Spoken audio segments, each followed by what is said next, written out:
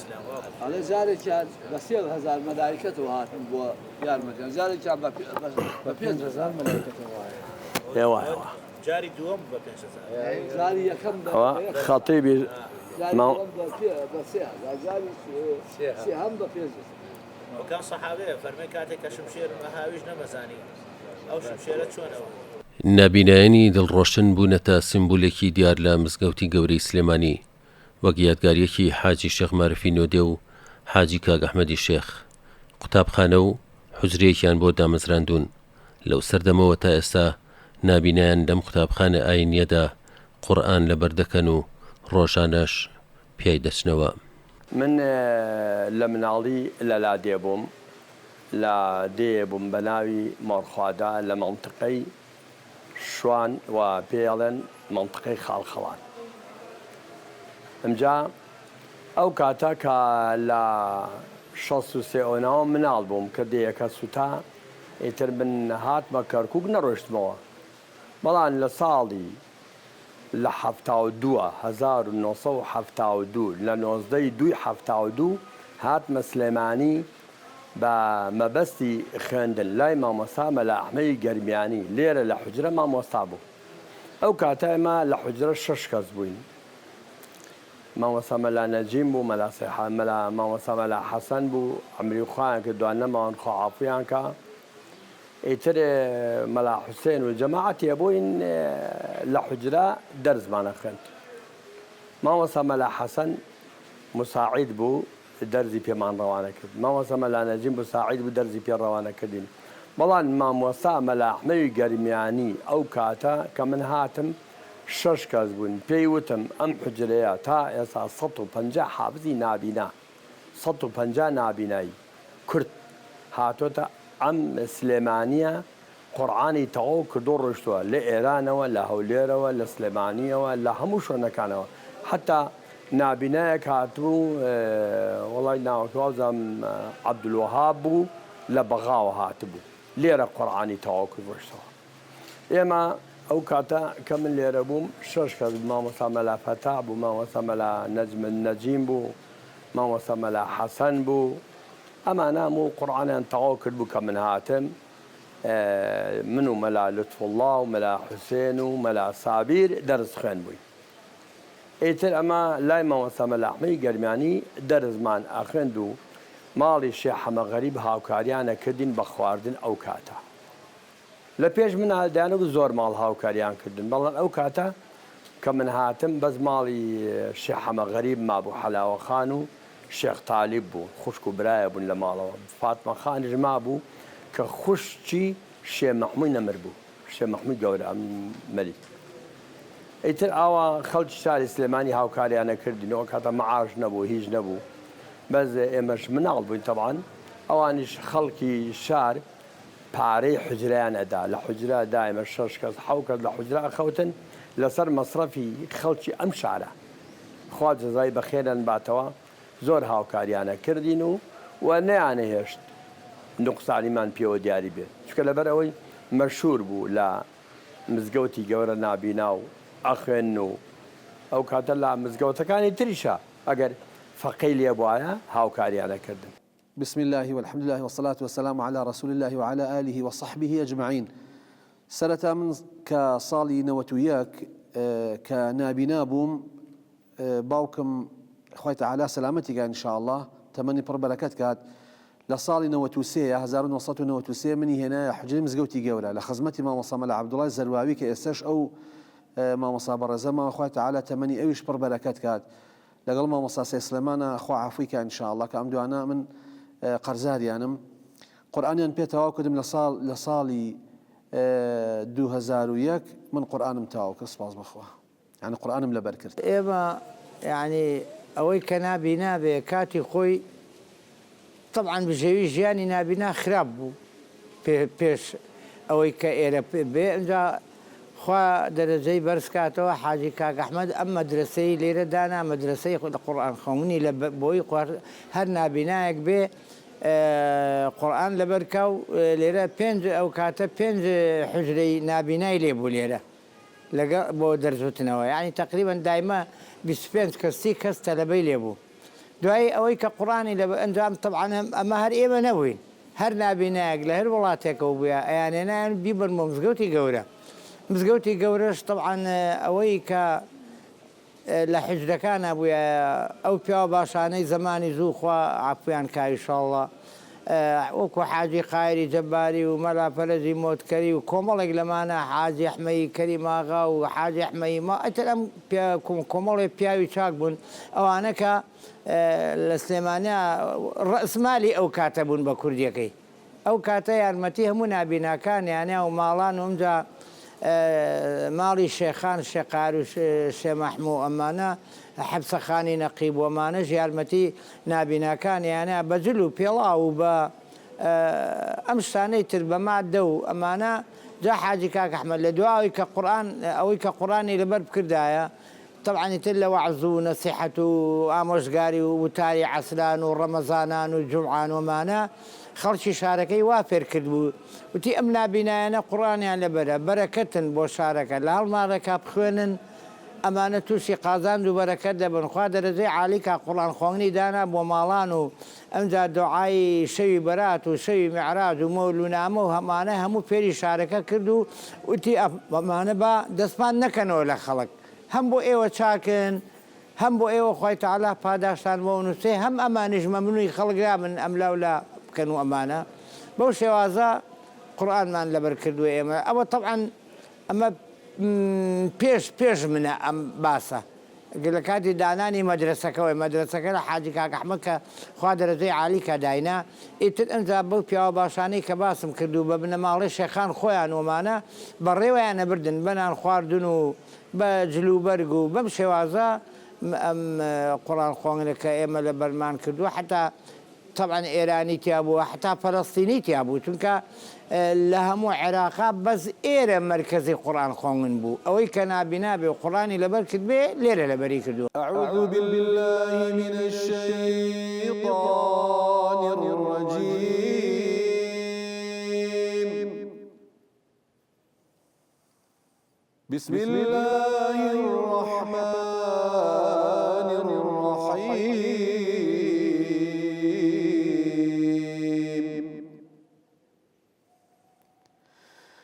وعباد الرحمن الذين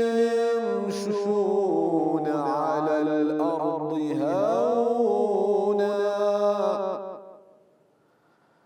وإذا خاطبهم الجاهلون قالوا سلاما والذين يبيتون لربهم سجدا وقياما والذين يقولون ربنا اصرف عنا عذاب جهنم إن عذابها كان غراما إنها ساءت مستقرا ومقاما والذين إذا أنفقوا لم يسرفوا ولم يقتروا وكان بين ذلك قواما والذين لا يدعون مع الله إلها آخر ولا يقتلون النفس التي حرم الله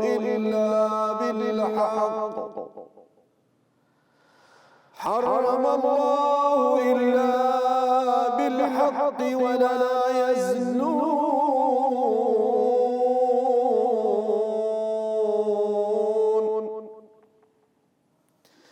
ومن يفعل ذلك يلقى أثاما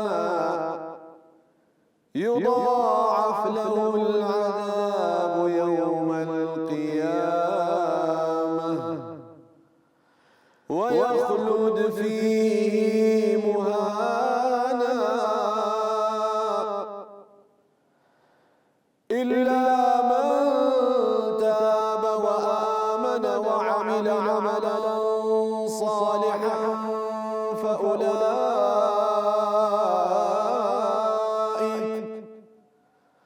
فأولئك يبدل الله سيئاتهم حسنات وكان الله غفورا رحيما ومن تاب وعمل صالحا فإنه يتوب إلى الله متابا صدق الله العظيم. ما بس قرآن ما نخل شو كما وسام الأحمي جريماني بس قرآني بأوتين وتي هر كاتك قرآن تان تاوك دعاء وخوتان شو آخرين اسمه وسام عبد الله من هي زروا دعاء ما وسام فتح من هي ما غفور من هي أمانة الدعاء أويك قرآن تاوك شونا مكتب وشونا مدهن معهد أمانة ولا ملاو أمانة خنديان بس يتروا يمن مان تواني أما زور مان توانا ما النبو هبو يعني مجال كما النبو يتلعب بهالشي بنوعك المهم إما هو لقرآن كمان هذا من كهاتم تقريبا قرآن مخونج ولا شخص كان بلا ميتل دواي و درس مكتبة درس خونجنو أمانة مدرسة إسلامي دواي و بين كراوي سامن أو خريجي مدارس إسلامية كم شهادة ما أو علم هنا كان أما لا يتم تواكلوا وكو خوم بۆ زیاتر ئاوادانکردنەوەی مزگەوتی گەورە و مەدرسەی قورئانی نابینایان حاجی کاک ئەحمەدی شێخ لەو سەردەمەی خۆیدا یەکێک لە موریدەکانی بەناوی مامۆستا مەلا حسێن لە پاکستانەوە دەهێنێتە شاری سلێمانی و دەیکاتە مامۆستا و ڕۆژانە نابینایان فێری قورئانی پیرۆز و لەبەرکردنی دەکات. هەر لەو سەردەمەشدا حاجی کاک ئەحمەدی شێخ بڕیار دەدات کە خەڵکی بۆ قورئان خوێندن و مەولود و بۆنە ئاینەکان حافظ و نابینا دڵڕۆشنەکان بانگ بکەن و ئەمەش لەو سەردەمەدا بووەتە داهاتێک بۆ بژێوی ژیانی ڕۆژانەیان. بژێوی ژیانی ئێمە ئەو کاتە خەڵکی ئەم شارە سێ نەوعیتیا بوو. نەوعێکی بوو هەرچی تەعزێ لەم شارە بووە لە نابینا زێتر نەیانێت هیچ کەسێ بچێت چونچێ وەسێتی کاک ئەحمەدی شێخ بوو. دەیانەوت نابینا هیچ ئیشێکی نییە. ئەگەر بەخێری بتۆ بە یارمەتیری باوش بێ تەعزەکەت بۆ بخوێنێ و هاوکاری بکە. ئەمە یەک. دوو سەرقەبرانمان هەبوو. لەسەر قەبران لەسەر قەبرەکان ئەمان خوێن بە مانگانە ئەو کاتە بە پێی پارەی ئەو کاتە مانگانیانەدا پێمان ئێمەش هەموو جومعە ئەچین ئەمان خوێن. سێ ماڵمان هەبوو ماڵە خوێندنمان لە ماڵان. هەموومانجێ ئەچوین لە ماڵان ئەمان خوێند و هاوکاریانێکردی هەر کەس بە پێی خۆی. هەبوو نەیبوو کەمێدا هەبوو هەیبوو زۆرێدا ئیتر ئەمە ئەکەوتە پێی خۆی چونکە ئەوە دەوت من خێرێکی قەرارمدا نەتوەرە قورئانەکەم بۆ بخوێنە و هاوکارێکەش دەکەم. ئەوەی ژیانی ئێمە ئەو ماڵە خوێندن و سەرقەبران و ختم و مەولوو بوو. ختم و مەولوو لە نابینا زێتە کەسیان ناویست لەبەریان دەوت بەعزێکە دوێکە کە ئەمە فڵان شتێتی دوو کاکە جان خۆ من هەلەسەمە یارمەتی نابیناکەدەم با ئەمەش نەبێت تا شتێکی خراپ بێت ئەو ئیشم بۆکە و ئەی دەمیتر خوا ئەزانێ لەبەر چییە چونکە لەبەر ئەوەی نابینێ ئیستا نابینا ناوێت ئیستا کوڕێکی گەنج لەبەر ئەوەی تەشجیعەکەن بۆ خوێندن تەشجیعەکەن بۆ مەدرسە و بۆ مامۆستایی و بۆ شتی تەشجیعەکەن بۆ سەرقەبران و خوێندن و وەڵی بەلای منەوە دروست نییە چونکە لەبەری خێرەکەی پێناچی گەنجە با بڕۆ ئیشکە ئەوەی تێ ئەوە من خۆم ئێستا دەبێکەنەوە 4 ساڵە بۆ سەرقەبرانیش ناچم لەبەر ئەوەش ناچم ئەگە بۆ یچە بخێن لە ماڵە بۆ خوێن نەشتم بەخوا ناتوانم بۆ یەک قەبریا دوو قەبر بڕۆم بۆ سەرقەبران زۆر شتمان هەیە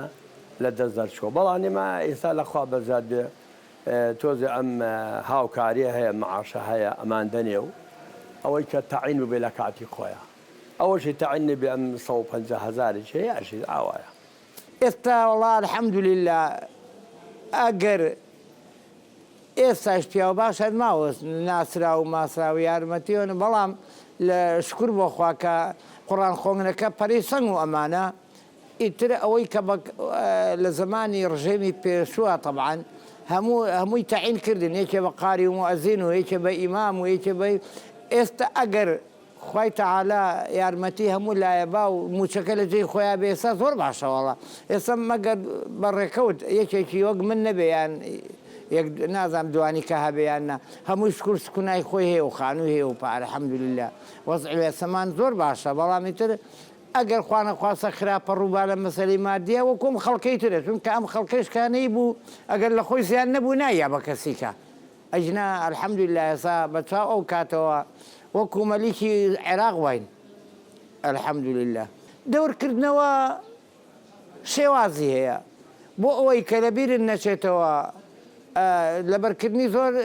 گرنگ نیە من هەیە بە 2 ساڵ لەبەری کردو هەیە بە 3 ساڵ بەوە بە گوێرەی زیرەکی وانەیە جا دەورکردنەوە 2 شێوازی هەیە بۆ دەورکردنەوەی یەکەم ئەبێ لانی کەم ساڵانە 15 جار دەوری بکەیتەوە بە معدەلی لە دوای ئەوە ئیتر ئەگەر جێگیر بوو جوان لەبەرت کردووەمانە ئەگەر لەبەر خوا بخوێنێ طبعا پێویستە حەقوا هەموو ڕۆژێلانی کەم جزمێک کەمتر نەخوێنی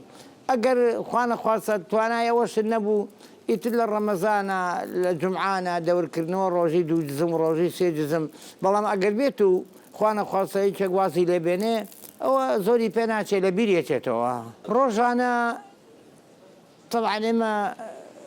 جگە لە گەنجایەتی و لە مناڵی و لە دەرچوونمان لێرەوە ئیتر ڕۆژانە هەندێ شوێن بە عەمەلی ئێمە نایە چۆن یعنی بەخۆ الحەمدولله یعنی لە هەڵس و کەوت و لە یارمەتیان و دەستگرتن و مەرحەبا و چۆنی و چاکێمانە خەڵکی ئێستا باشترە لەوانەی زمانی زوو لەو شێوازەوە یعنی زمانی زوو ئەم چاکانی کە من باسکردن هەبوو بەڵامی تر تەربیەتی ئەو کاتە جیا بوو گاڵتەیان بە نابینا کرد گاڵتەیان بە شێ دەکرد گاڵتەیان بە چێکرد بەڵام الحەمدولله خەڵکی ئێستا چاوکراوە چاکە کە ئەڵێن بە عەمەلی ئێمە نایەت طبعا ئێمە بعضێکی چۆتە تەمەنە و بعضێکی گەنجە وەکو کاپتریا و ماپتریا و چاخانە مەگەر بچین چایە سادیە بخۆینەی نایتر ڕۆژانە شوێنمان ئێرەیە ئیتر هەیە لە سەعات 9 هەیە لە سەعات 10 هەیە سەری ئێرە هەرەین ئێمە اینجا دانیشتنیشمانی تر هەر وەکو ئەم کۆمەڵگایی تر ئیتر شێوازی قسەکردن هەموو شێوازێکمان هەیە مەسەڵەن قسەی دینیەکەین و خەڵکی پرسیارمان لێیەکا و باسی ئەدەبیات دەکەین و ئەم بەم شێوازە تا سەعات گوێرەی گۆڕانکاری شەو ڕۆژەکانە لە هاوینە کە ڕۆژ درێژەیتر تا دەوری سەعات 5 و 5 و نیو لێرە هەبین بەڵام ئێستا تر لە 4 و نیو لێ ئەوانە ئەڕۆینەوە ژیانی ڕۆژانەمان وەکو هەموو تاکێکی ئاسایی من بە نسبەت خۆمەوە من یعنی مامەساشم لە سەنتەری ڕۆشنایی بۆ نابینان دیارەوە سنتەرەکە ئەوە ئەگەر دەوام هەبێتەوە من هاتوچێ ئەوێ یەکەم لە کاتی دەوامی ئەتیادیە و ئەگەر کاتەکانی تریژ وەکو هاوینان و عوتڵەکان و ڕۆژانی هەینی و ئەمانە یەم سەدانی مزگەوتی گەورە ئەکەم بە حکومەوەیەکی ئێمە کۆمەڵە نابینان لێرە و هەم وەفاءن بۆ ئەوەی کە ئێمە لە خزمەت حاجی کاک ئەحمەدی سلەیمانی خوای تەعالا دەرەجاتی عالیکە ئێمە قورئانمان خوێندو و قورئانمان تاوا کردو و کۆمەڵە برادەرین لێرە بەیەکەوە بۆ نمونە دەورەکەینەوە ئیشکالاتی قورئانێکە بێ لە یەکتری پرسینەوە دەور بۆ یەکتر ئەکەینەوە ئەگەر کەسێکی شەبێت بێوێ دەرس بخوێنێ دەرسی پێ ئەڵێن و ئابە جۆرە ئەوەی ماوەتەوە گلەیی نابینا دڵڕۆشنەکانە کە ئێستا خەڵکی ئەوان بۆ پرسە و بۆنە ئاینیەکان بانگ ناکەن و فەرامۆشکراون داواکارن جارێکی تر ئەو کللتورەی حاجی کاک ئەحمەدی شێخ زیندوو بکرێتەوە کە لە هەمان کاتدا پاڵپشت و هاوکاریەکە بۆ ژیان و بژێوی نابینایان أعوذ بالله من الشيطان الرجيم بسم الله الرحمن الرحيم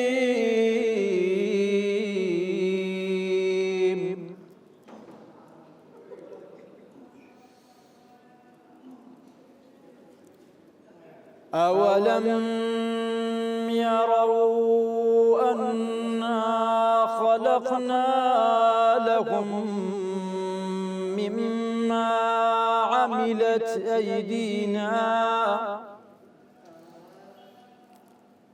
مما عملت أيدينا أنعاما فهم لها مالكون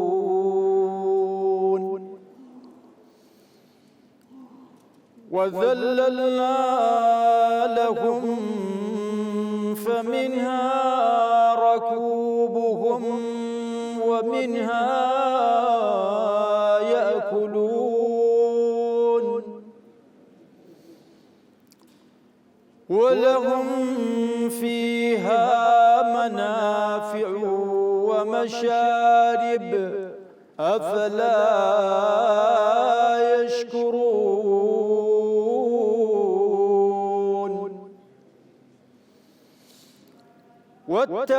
واتخذوا من دون الله آلهة لعلهم ينصرون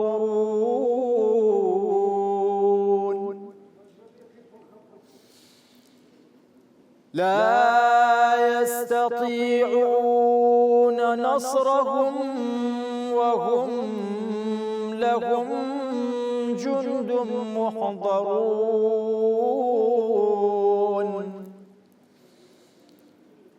فلا يحزنك قولهم إنا نعلم ما يسرون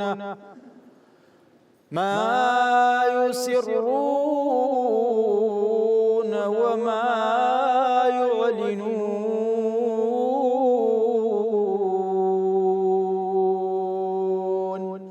صدق الله العظيم.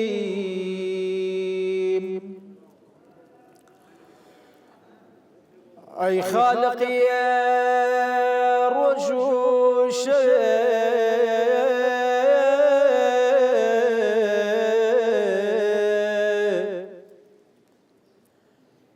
هركز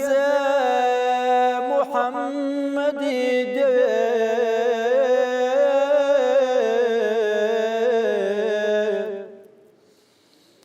يا رب بر شفاعتك أنور عالم رسول الصلوات. أي حبيبي حي الله براق تاج كلام الله خلات كرا رسول الله أنور على محمد صلوات.